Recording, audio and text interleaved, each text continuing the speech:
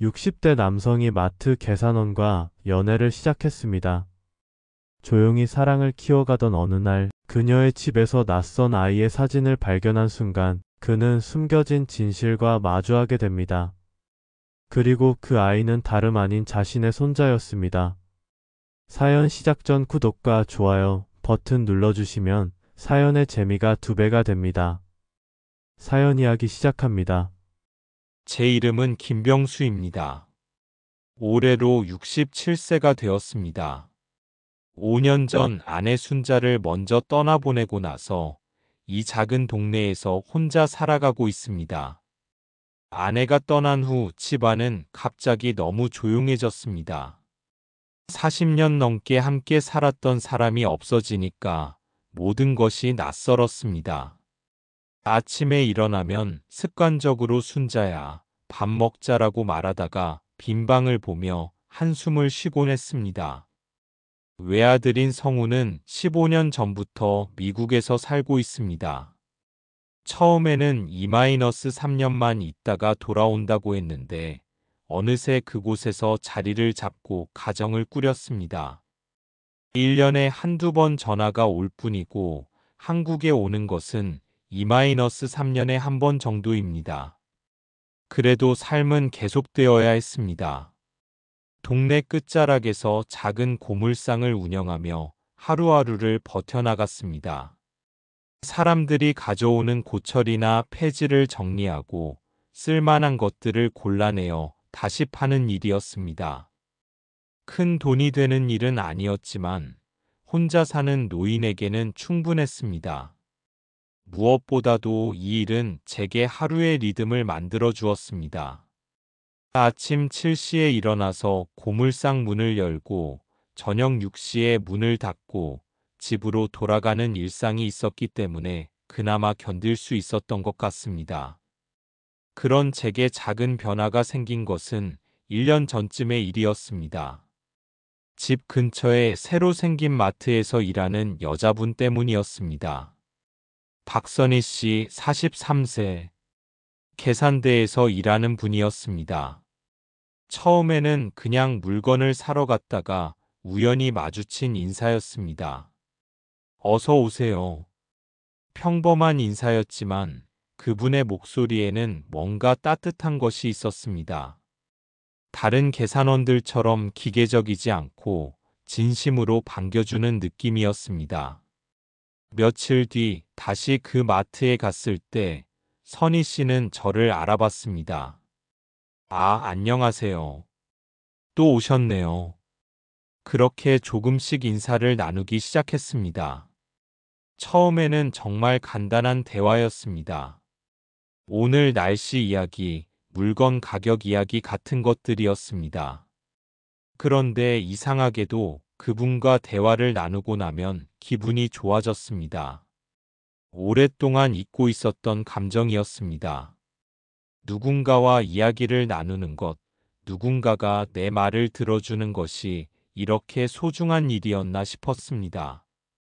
시간이 지나면서 저는 거의 매일 그 마트에 들르게 되었습니다.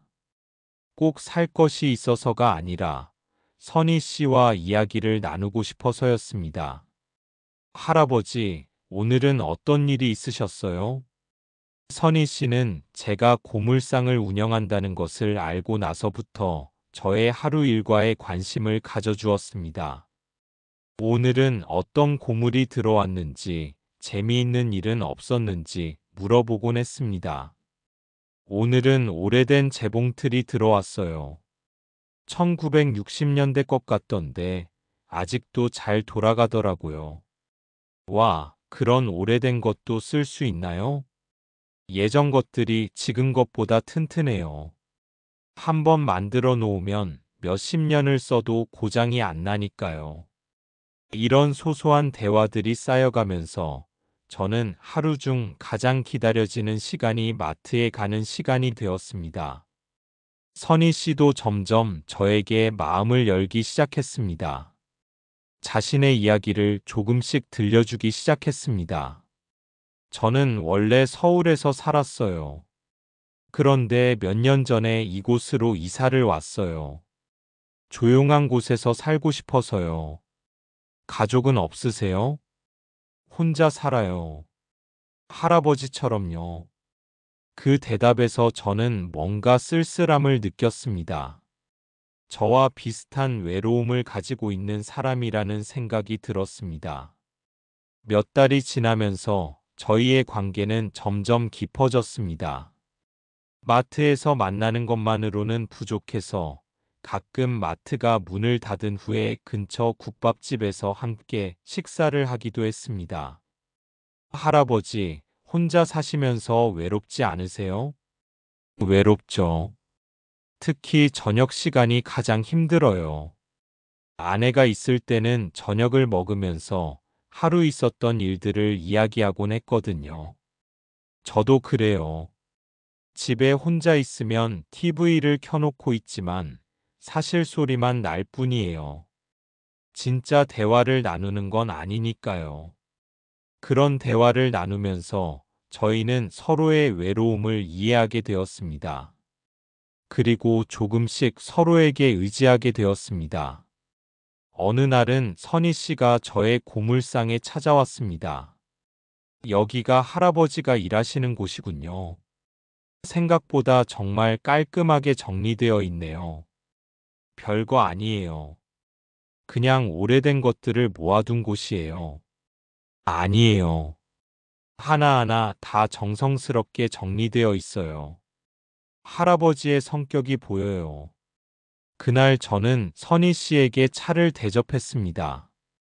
고물상 한편에 작은 테이블을 놓고 찻잔을 꺼내어 차를 우려냈습니다. 오랫동안 혼자 마셨던 차를 누군가와 함께 마시니 맛이 다르게 느껴졌습니다. 저희의 관계가 깊어지면서 동네 사람들의 시선도 변하기 시작했습니다. 처음에는 그냥 친근한 사이로 봤지만 점점 자주 만나는 모습을 보면서 수군거리기 시작했습니다. 저 할아버지, 마트 여자랑 사귀는 거 아니야? 60 넘은 늙은이가 40대 여자한테 무슨 수작이야. 분명히 저 여자가 뭔가 노리는 거야. 할아버지 재산이나 집 같은 거 말이야. 이런 말들이 귀에 들어왔습니다. 처음에는 신경 쓰이지 않았지만 점점 더 많은 사람들이 그런 시선으로 보는 것 같아서 마음이 불편했습니다. 어느 날 선희 씨가 저에게 말했습니다. 할아버지, 사람들이 저희를 이상하게 보는 것 같아요. 제가 할아버지에게 부담이 되는 건 아닐까요? 무슨 말씀이에요? 사람들이 뭐라고 하든 신경 쓰지 마세요. 우리는 아무 잘못한 게 없잖아요. 그래도 좀 조심스러워요. 할아버지도 이 동네에서 계속 살아가셔야 하는데. 그 말을 들으면서 저는 조금 화가 났습니다. 왜 두 사람이 친하게 지내는 것을 가지고 사람들이 이렇게 말이 많은지 이해할 수 없었습니다. 그런 주변의 시선 때문에 잠시 망설였지만 저는 선희 씨에 대한 제 마음을 확신하게 되었습니다. 그분이 제게 어떤 것을 바라는 게 아니라는 것을 알 수 있었습니다. 어느 날 저에게 급한 일이 생겼습니다. 고물상에서 무거운 철판을 옮기다가 허리를 다쳤습니다. 혼자서는 도저히 병원에 갈 수 없을 정도로 아팠습니다. 그때 선희 씨에게 전화를 걸었습니다. 할아버지, 무슨 일이세요? 목소리가 이상해요. 허리를 다쳤는데 혼자서는 움직일 수가 없어요. 지금 바로 갈게요. 선희 씨는 마트 일을 일찍 마치고 저에게 달려왔습니다. 그리고 택시를 불러서 저를 병원까지 데려다 주었습니다. 병원에서 치료를 받는 동안 내내 옆에 있어 주었습니다. 할아버지, 앞으로는 무거운 건 혼자 옮기지 마세요. 제가 도와드릴게요. 고마워요. 정말 고마워요. 그날 저는 확신했습니다. 선희 씨는 저에게서 무엇을 얻으려고 하는 게 아니라 진심으로 저를 걱정해주는 사람이라는 것을 말입니다. 그렇게 6개월 정도가 지났을 때였습니다. 어느 비 오는 날 선희 씨가 마트에 나오지 않았습니다. 감기에 걸려서 몸이 안 좋다는 소식을 들었습니다. 저는 약국에서 감기약을 사서 선희 씨의 집으로 찾아갔습니다. 그 전에 한 번 주소를 들었던 기억이 있었습니다. 할아버지, 어떻게 여기까지? 감기 걸렸다고 해서 약 사가지고 왔어요. 몸은 좀 어때요? 고마워요. 들어오세요. 선희 씨의 집은 작지만 깔끔하게 정리되어 있었습니다. 혼자 사는 사람의 집답게 꼭 필요한 것들만 있었습니다. 거실에 차를 마시며 앉아 있는데 제 눈에 오래된 액자 하나가 들어왔습니다. 그 액자 안에는 3-4살 정도 되어 보이는 남자아이가 환하게 웃고 있었습니다. 선희 씨, 이 아이는 누구예요? 선희 씨는 그 질문을 듣자마자 표정이 어두워졌습니다. 잠시 망설이다가 조심스럽게 말했습니다. 제 아이예요. 아이가 있으셨어요? 그런데 지금은 어디에? 말하기 힘든 이야기예요. 할아버지께 얘기하지 못했던 건 숨기려고 했던 게 아니라 그냥 너무 아픈 기억이어서요. 선희 씨는 한참을 망설이다가 천천히 이야기를 시작했습니다. 저는 20대 초반의 한 남자와 사귀었어요. 정말 사랑했어요. 그 사람도 저를 사랑한다고 했고요. 그런데 제가 임신을 했을 때 그 사람은 갑자기 연락을 끊었어요. 그래서 혼자 아이를 낳았어요. 부모님도 저를 외면했고 친구들도 다 등을 돌렸어요. 20대 초반의 저에게는 너무 힘든 일이었어요. 선희 씨의 목소리가 떨리기 시작했습니다. 2년 정도 혼자 아이를 키웠어요. 정말 힘들었어요. 낮에는 일하고 밤에는 아이를 돌보고. 그런데 제가 제대로 돌봐줄 수 없다는 생각이 들었어요. 그래서 입양을 보냈어요. 그 아이에게는 저보다 더 좋은 부모가 필요하다고 생각했어요. 그게 20년 전 일이에요. 저는 할 말을 잃었습니다. 그런 아픈 과거가 있었다는 것을 전혀 예상하지 못했습니다. 지금도 후회해요. 정말 그게 맞는 선택이었는지. 매년 그 아이 생일날이 되면 이 사진을 꺼내서 봐요. 지금은 어디서 어떻게 살고 있는지 알 수도 없지만 선희 씨는 눈물을 흘리기 시작했습니다. 할아버지, 저는 그 아이를 버린 나쁜 엄마예요. 그런 저와 함께 있으면 할아버지도 힘들어질 거예요. 그런 말씀 마세요. 당신은 최선을 다했어요. 그 상황에서 당신이 할 수 있는 최선을 다한 거예요. 저는 선희 씨의 손을 잡았습니다. 그리고 그 순간 사진 속 아이의 얼굴을 다시 자세히 보았습니다. 집에 돌아온 후 저는 계속 그 아이의 얼굴이 머리에서 떠나지 않았습니다. 뭔가 낯익은 느낌이 들었는데 그게 무엇인지 알 수 없었습니다. 며칠 후 우연히 오래된 사진첩을 뒤적이다가 충격적인 발견을 했습니다. 제 아들 성우가 어렸을 때 사진을 보는 순간 심장이 멎을 것 같았습니다. 사진 속 아이와 선희 씨가 보여준 사진 속 아이의 얼굴이 너무나도 닮아 있었습니다. 특히 눈의 모양과 웃는 모습이 거의 똑같았습니다. 설마 그럴 리가. 하지만 가능성은 충분했습니다. 성우가 20대 초반에 한국에서 여자친구가 있었다는 것을 알고 있었습니다. 그리고 그 무렵에 갑자기 미국으로 떠났습니다. 저는 떨리는 손으로 미국에 있는 아들에게 전화를 걸었습니다. 성우야, 갑자기 전화해서 미안하다.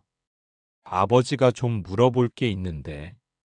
아버지, 무슨 일이세요? 너 20대 초반에 사귀던 여자친구가 있었지? 혹시 그 여자 이름이 뭐였는지 기억나니? 전화기 너머로 긴 침묵이 흘렀습니다. 아버지, 왜 갑자기 그런 얘기를? 대답만 해라. 그 여자 이름이 뭐였니? 또 다른 침묵 후에 성우가 떨리는 목소리로 대답했습니다. 박선희 였는데요. 아버지, 혹시 그분을 아세요? 그 순간 저는 다리에 힘이 빠져서 의자에 주저앉았습니다. 성우야, 너 그때 왜 갑자기 미국으로 떠났니? 아버지, 그게 솔직히 말해라. 아버지가 다 알아야겠다. 성우는 한참을 망설이다가 털어놓기 시작했습니다. 선희 씨와 사귀고 있었는데 그분이 임신했다고 했어요. 저는 그때 너무 어렸고 무서웠어요. 책임질 자신이 없었어요. 그래서 도망쳤어요. 미국 유학 기회가 있었는데 그걸 핑계로 떠났어요. 정말 비겁했어요. 그럼 아이가 태어났다는 것도 알고 있었니? 나중에 들었어요. 하지만 그때는 이미 너무 늦었고, 저도 미국에서 새로운 삶을 시작했고, 아버지, 정말 죄송해요. 저는 화가 났습니다. 내 아들이 그렇게 무책임한 짓을 했다는 것에 대해서, 그리고 그 사실을 지금까지 숨겼다는 것에 대해서 말입니다. 그 아이가 지금 어디에 있는지 알고 있니? 모르겠어요. 선희 씨와는 그 이후로 연락이 완전히 끊겼어요. 그 아이는 입양을 갔다. 너 때문에 선희 씨가 혼자 키우다가 입양을 보낼 수밖에 없었던 거다. 전화기 너머로 성우가 우는 소리가 들렸습니다. 아버지, 저는 정말 최악의 아버지예요. 제 아이를 버린 거나 다름없어요. 지금이라도 늦지 않았다. 그 아이를 찾아야 한다. 다음 날 저는 선희 씨에게 모든 것을 말했습니다. 처음에는 어떻게 시작해야 할지 몰라서 한참을 망설였습니다. 선희 씨, 제가 어제 본 그 아이 사진 말인데요. 네, 왜요? 혹시 그 아이 아버지 이름이 김성우였나요? 선희 씨는 깜짝 놀라며 저를 쳐다봤습니다. 어떻게 그 이름을?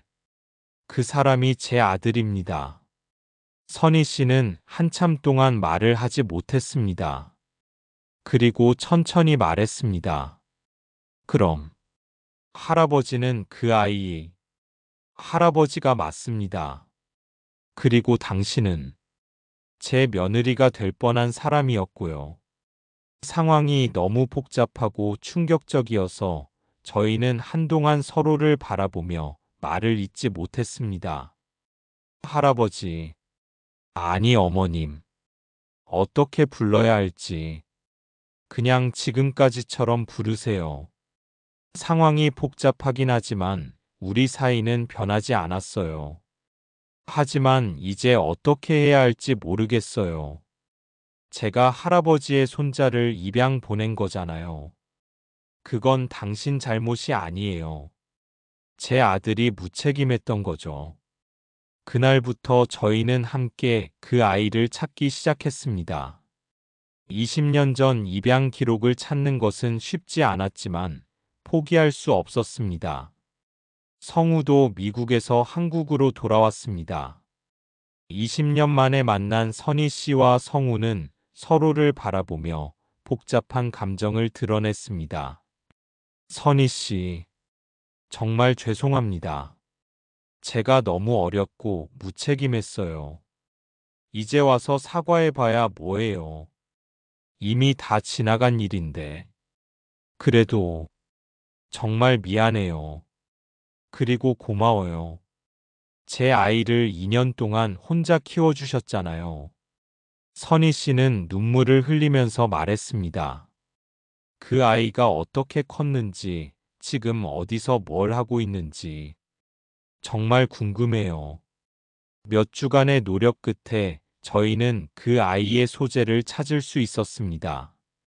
지금은 김민준이라는 이름으로 서울의 한 가정에서 자라고 있었습니다. 대학생이 되어 있었습니다. 입양 가정과 연락을 취하는 것은 매우 조심스러운 일이었습니다.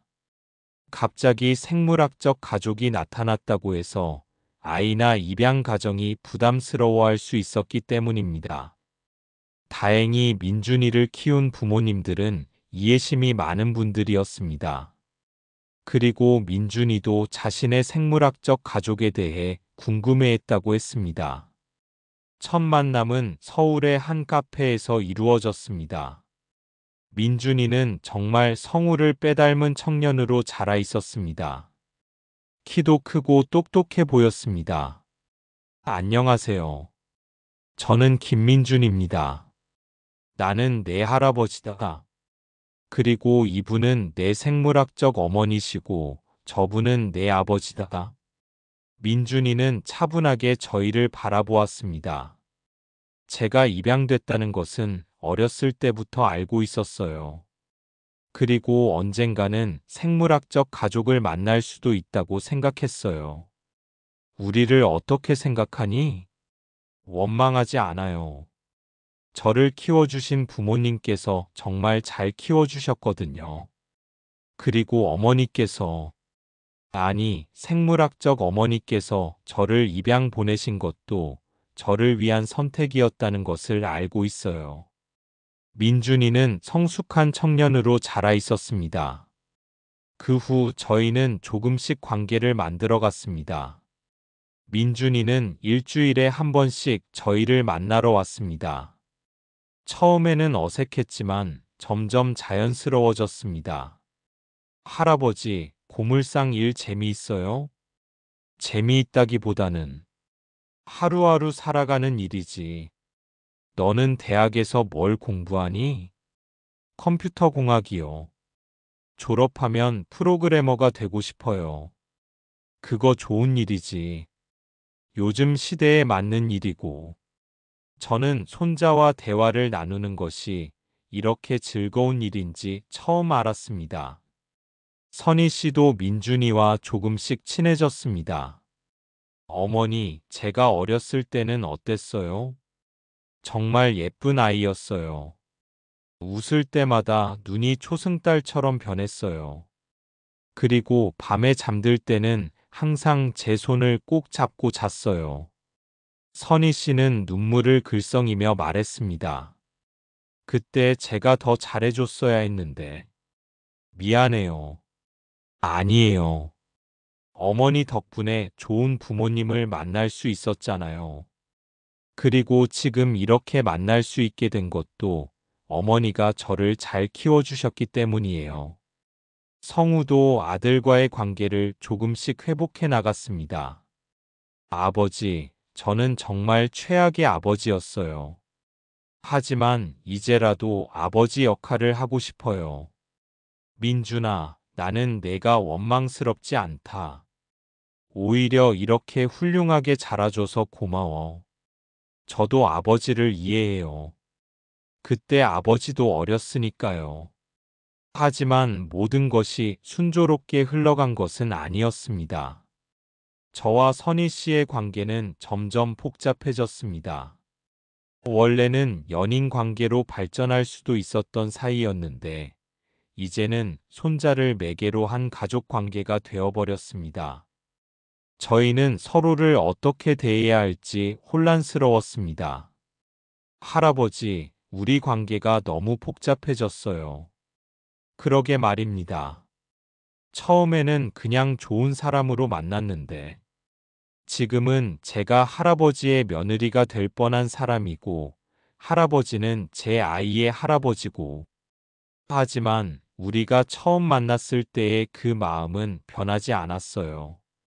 저도 그래요. 할아버지와 함께 있으면 마음이 편해요. 저희는 서로에 대한 감정을 정리하는데 시간이 필요했습니다. 사랑인지 가족애인지 아니면 동병상련의 정인지 명확하지 않았습니다. 어느 날 민준이가 저희를 위해 조언을 해주었습니다. 할아버지, 어머니, 제가 볼 때 두 분은 서로를 정말 아끼고 계세요. 그렇긴 하지만 상황이 복잡해서. 복잡할 게 뭐가 있어요? 두 분 다 혼자 사시고 서로를 좋아하시는데 왜 복잡해 하세요? 내가 우리 사이에 있으니까 그렇지. 제가 두 분 사이를 방해하는 존재라고 생각하세요? 그런 게 아니라, 할아버지, 어머니, 저는 두 분이 함께 계시는 것을 보면 정말 좋아요. 혼자 사시는 모습보다 함께 계실 때가 훨씬 행복해 보이거든요. 민준이의 말에 저희는 다시 한번 생각해 보게 되었습니다. 그리고 저에게는 할아버지와 어머니가 모두 소중한 사람이에요. 두 분이 행복하시면 저도 행복해요. 민준이의 말을 듣고 나서 저희는 서로에 대한 감정을 솔직하게 이야기했습니다. 선희 씨, 저는 당신을 처음 만났을 때부터 좋아했어요. 그리고 지금도 마찬가지예요. 저도 그래요. 할아버지와 함께 있으면 외롭지 않아요. 그리고 정말 편안해요. 그럼 우리 관계를 새롭게 시작해 볼까요? 과거는 과거고 지금은 지금이니까요. 좋아요. 하지만 천천히 해요. 급하게 할 필요는 없으니까요. 저희는 다시 연인 관계로 발전해 나갔습니다. 하지만 이전과는 다른 성숙한 관계였습니다. 서로의 아픈 과거를 알고 있고 서로를 위로해 줄 수 있는 사이였습니다. 몇 달 후 선희 씨는 마트 일을 그만두고 저의 고물상 일을 도와주기 시작했습니다.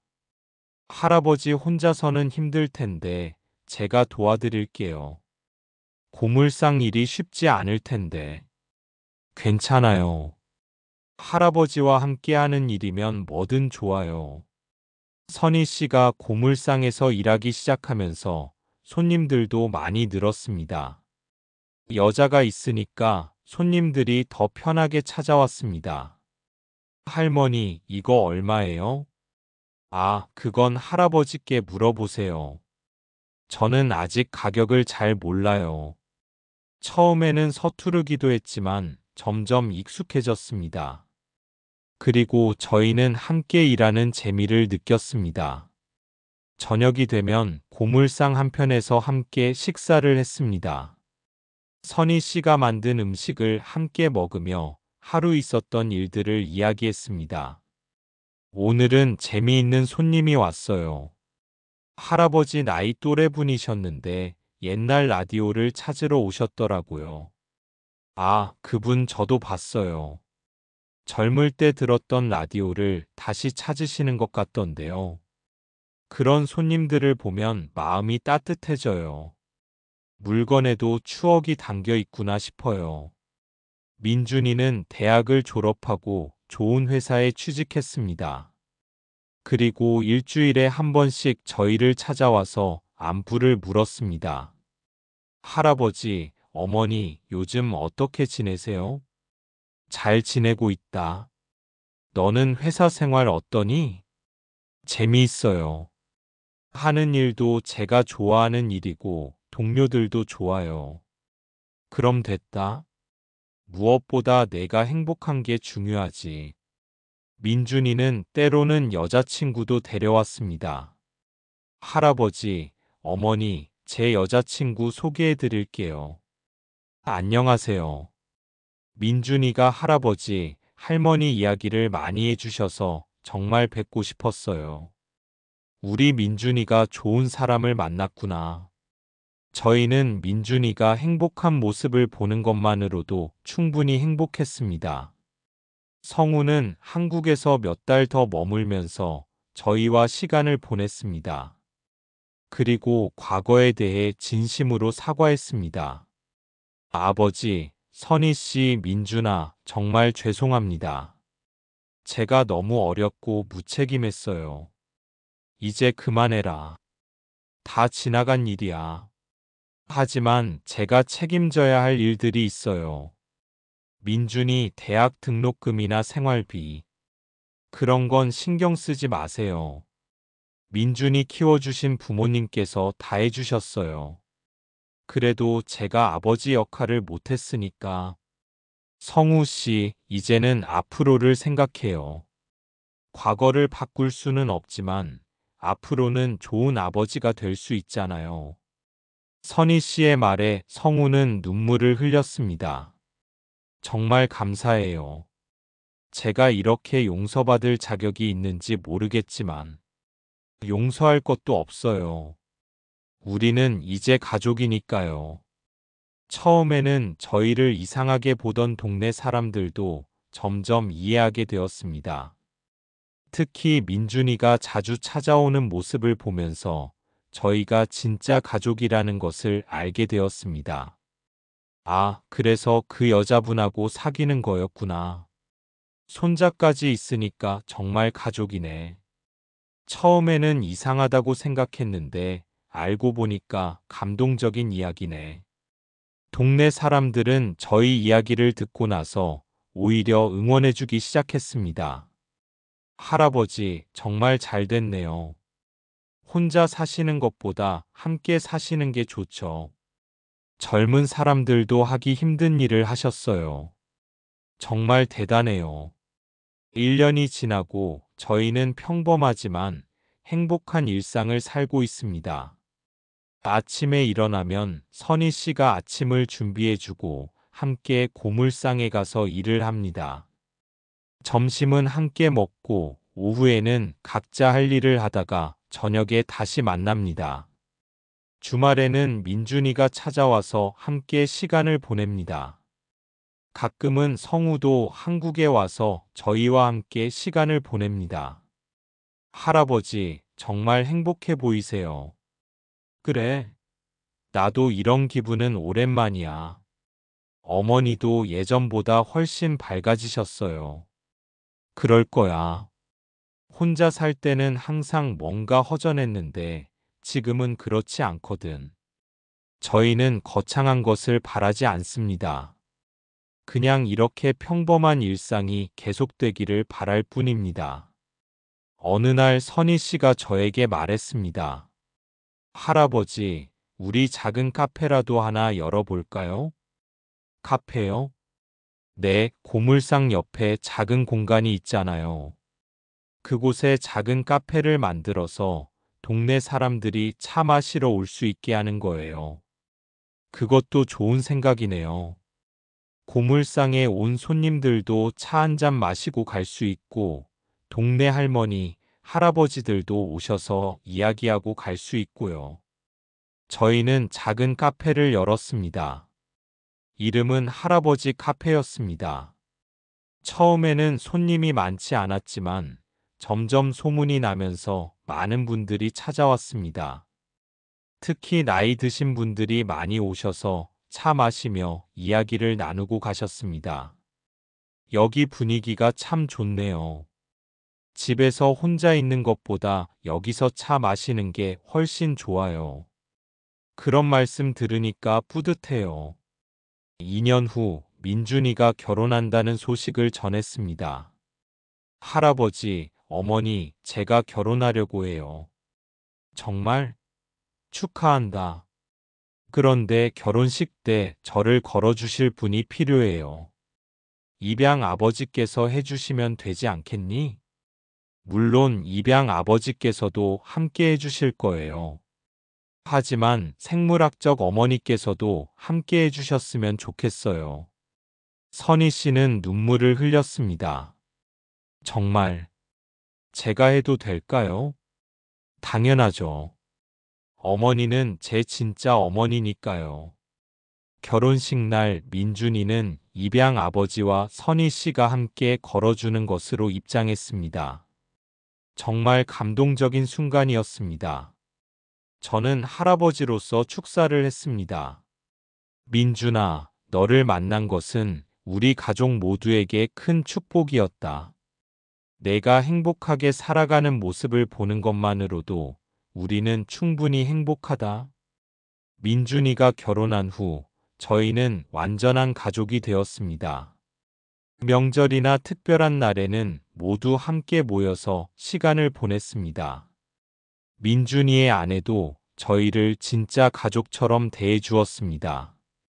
할아버지, 할머니 항상 잘해주셔서 감사해요. 우리가 뭘 잘해줬다고 그러니? 우리야말로 너희 덕분에 행복하지. 그리고 1년 후 민준이에게 아이가 생겼습니다. 저에게는 증손자, 선희 씨에게는 손자가 생긴 것입니다. 할아버지, 이제 진짜 증조할아버지가 되셨네요. 그러게 말이야. 내가 증조할아버지가 될 줄은 몰랐네. 아이가 태어나자 저희의 삶은 또 다른 기쁨으로 가득해졌습니다. 5년이 더 지났습니다. 저는 이제 72세가 되었고, 선희 씨는 48세가 되었습니다. 저희는 여전히 함께 살고 있습니다. 고물상과 카페를 함께 운영하면서 평범하지만 행복한 일상을 보내고 있습니다. 민준이는 이제 두 아이의 아버지가 되었습니다. 주말마다 아이들을 데리고 저희를 찾아와서 함께 시간을 보냅니다. 증조할아버지, 증조할머니, 아이들이 저희를 부르는 소리를 들으면 정말 행복합니다. 성우도 1년에 두세 번씩 한국에 와서 저희와 시간을 보냅니다. 그리고 자신의 잘못에 대해 꾸준히 보상하려고 노력합니다. 가끔 혼자 있을 때면 지난 일들을 돌이켜봅니다. 아내를 잃고 혼자 살아가던 시절, 그때는 정말 외로웠습니다. 하루하루가 그냥 지나가는 시간일 뿐이었습니다. 그런데 선희 씨를 만나면서 모든 것이 달라졌습니다. 다시 누군가와 대화하고 함께 시간을 보내고 서로를 걱정하는 일상이 돌아왔습니다. 그리고 민준이라는 손자까지 만나게 되었습니다. 혈연이라는 것이 이렇게 신기한 일인지 처음 알았습니다. 20년 넘게 떨어져 있었던 아이가 저희 가족의 일부가 되었습니다. 인생이 참 신기해요. 어느 날 선희 씨가 말했습니다. 제가 20년 전에 아이를 입양 보내지 않았다면 할아버지를 만나지 못했을 수도 있어요. 그렇게 생각하면 모든 일이 다 연결되어 있는 것 같아요. 맞아요. 그때는 정말 힘들었지만 지금 생각해보면 그 모든 일들이 우리를 이 자리로 이끌어 준 것 같아요. 오늘도 저희는 평범한 하루를 보내고 있습니다. 아침에 일어나서 함께 아침을 먹고 고물상에서 일하고 카페에서 손님들을 맞이하고 저녁에는 함께 식사를 합니다.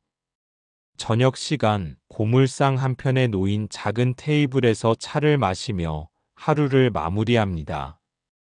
벽에는 민준이의 어렸을 때 사진과 지금의 가족 사진이 나란히 걸려 있습니다. 할아버지 행복하세요? 물론이지요. 이렇게 함께 있으니까 정말 행복해요. 저도 그래요. 혼자 살 때는 상상도 못했던 일들이에요. 창밖으로는 민준이가 아이들을 데리고 오는 모습이 보입니다. 증조할아버지, 증조할머니 왔어요. 아이들의 밝은 목소리가 들려옵니다. 저는 선희 씨와 함께 일어나서 아이들을 맞이합니다. 이런 순간이 저희에게는 가장 소중한 시간입니다. 사랑은 정말 언제 어디서 어떤 모습으로 올지 모릅니다. 그리고 가족이라는 것도 꼭 혈연으로만 만들어지는 것이 아니라는 것을 알게 되었습니다. 67세에 시작된 저희의 사랑 이야기는 지금도 계속되고 있습니다. 앞으로도 함께 늙어가면서 서로를 돌보며 살아갈 것입니다. 그리고 민준이와 그의 아이들이 행복하게 살아가는 모습을 지켜보면서 저희도 함께 행복할 것입니다. 인연이란 정말 신기한 것입니다. 우연히 만난 두 사람이 서로의 외로움을 달래주다가 잃어버린 가족까지 찾게 되었습니다. 지금 이 순간이 저희에게는 가장 소중한 시간입니다. 사랑하는 사람들과 함께 있는 이 평범한 일상이 저희에게는 가장 큰 행복입니다. 사랑은 나이를 가리지 않습니다. 그리고 가족은 때로는 예상하지 못한 곳에서 만나게 됩니다. 김병수 할아버지와 박선희 씨의 이야기는 혼자 살아가는 많은 사람들에게 희망을 주는 이야기입니다. 아무리 나이가 들어도, 아무리 상황이 복잡해도 사랑과 가족은 우리 삶을 따뜻하게 만들어줍니다. 그리고 민준이처럼 입양으로 새로운 가족을 만난 아이들에게도 희망을 주는 이야기입니다. 생물학적 가족과 입양 가족 모두가 소중하고 사랑받을 자격이 있다는 것을 보여주는 이야기입니다. 인생은 언제나 새로운 시작이 가능합니다. 67세에 시작된 사랑이 이렇게 아름다운 이야기가 될 수 있다는 것, 그것이 바로 인생의 신비로운 면이 아닐까요? 사연 재밌게 들으셨나요? 구독과 좋아요 잊지 마시고요. 댓글로 여러분의 생각을 나눠주세요. 다음 영상에서도 더 감동적이고 흥미로운 이야기로 찾아뵙겠습니다. 함께 해주셔서 감사합니다.